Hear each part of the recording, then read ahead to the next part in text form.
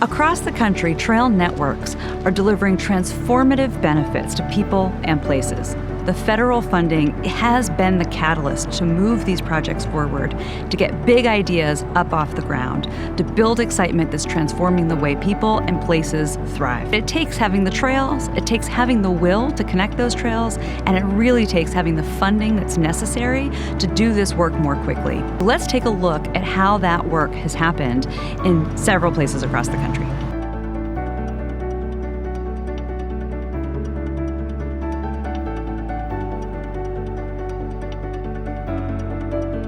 The Red Rock Trail System came from a partnership between the Department of Health and our organization. It is going to be 750 miles, and the goal of the trail system is that ultimately every person in the county would have a trail or a green space within a mile of their home. We want to maximize access to outdoor green spaces to really inspire people to get out, move, exercise, be healthy. When you want to do large-scale projects and really secure many, many miles of trails, it takes a significant amount of dollars and resources. Local entities only can do so much. How many lives we could have impacted if we would have been able to get this accomplished in a 5-year cycle or a 10 or 15-year cycle. The federal dollars, the big dollars we're talking about, are absolutely critical. The Department of Health's goal has always been that they wouldn't be the sole funder, but that their actions would spur other organizations, other governmental agencies, other individuals, other foundations, other corporations on to really join the band. We have almost $40 million of federal funding, all of which I think have been made possible by the fact that we had a plan, we've been executing on it, and now we want to be able to do it at an accelerated rate. All you have to do is look downtown, whether we're on the Hugh Call Trail here or the Rotary Trail, and see how our communities have evolved from really blighted areas into booming areas full of residents, businesses. You're having more foot traffic on these spaces. It's not only good for the economy, it's good for your physical, your mental well-being. So it just checks all the boxes. It does. The development of the Rock Island Trail and the development of this trail loop, the Heart of Missouri Trail Loop, amplifies the tourism benefit that we get here in Missouri.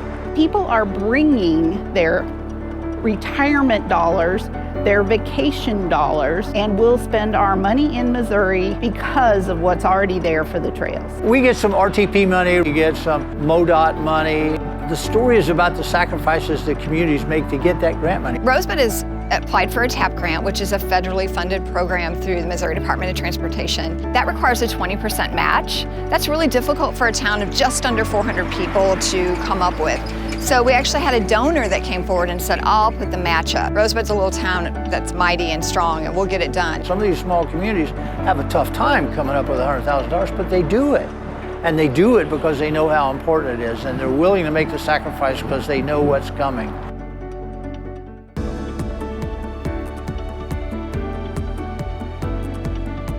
The Great American Rail Trail will overlay many of our local trails, including the Burke-Gilman Trail, the Palouse Cascades Trail, and the Snoqualmie River Valley Trail. Our community partners and our organizational members depend on a variety of funding sources to do their work. These include federal funding opportunities like RAISE grants, Reconnecting Community grants, and RTP grants, without which this work wouldn't be possible. There was a huge vision to come up with a grant that could do planning for the entire section from Puget Sound to the Pacific. So PS2P was what they called themselves. That was a RAISE grant.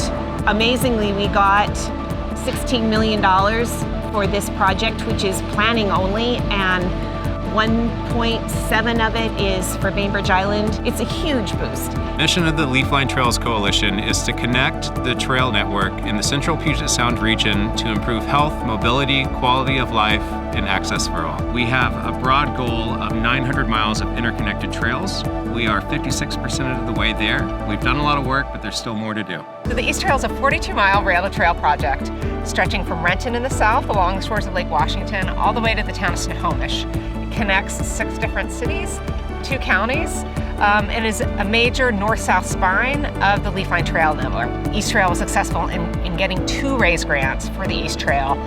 One for capital project in Bellevue over I-90 interstate, and the other went to the city of Woodinville for planning their section of trail. Part of the success with that is we had built coalition leading up to it, that we were able to say to our federal leaders, we have local funding, we have state funding. It's time for the support at the federal level. Our community loves our trails. Cyclists, pedestrians, micromobility users, scooters. Folks enjoy that they can be separated from vehicular traffic and know that they are safe as they navigate through their communities.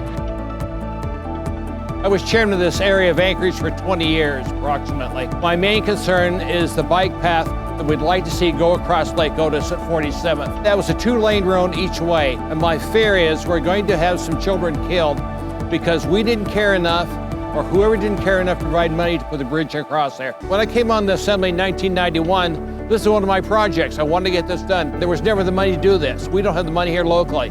But if we can get the federal dollars to come in and take care of this, we need it and the kids need it.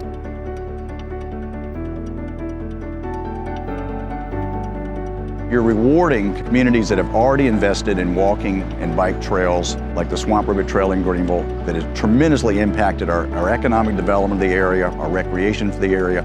You're rewarding those communities who've already made that investment by giving them extra funds to connect things together better, or bridges over major roadways so that the system is a safer system for families to use. That's going to take dollars that we simply don't have. It lets us do the things we need to complete this system and make it more effective than ever. The vision of the Circuit Trails Network is to complete 800 plus miles of trails throughout a 9-county region that are all interconnected. When the competitive Tiger program came out, we realized this was an opportunity. Let's jump on it. The Obama administration granted $23 million to Camden and to Philadelphia to build 10 segments. It was a gigantic leverage opportunity. And the region's largest private philanthropy was so ecstatic about the grant that they turned around and made a series of grants, $30 and $40 million over this 15-year period. For the William Penn Foundation to make that commitment of capital was huge. It was critical for Ben Franklin Bridge ramp. It's been critical for other large projects on the Schuylkill River Trail that are under development now, and it worked. And over 100 miles have been built since then.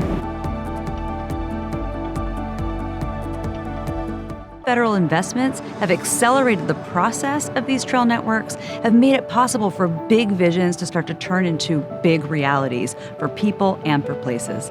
These trail networks are transforming how Americans live their lives. They're making people healthier, they're making the communities better places to live, and they're bringing people together.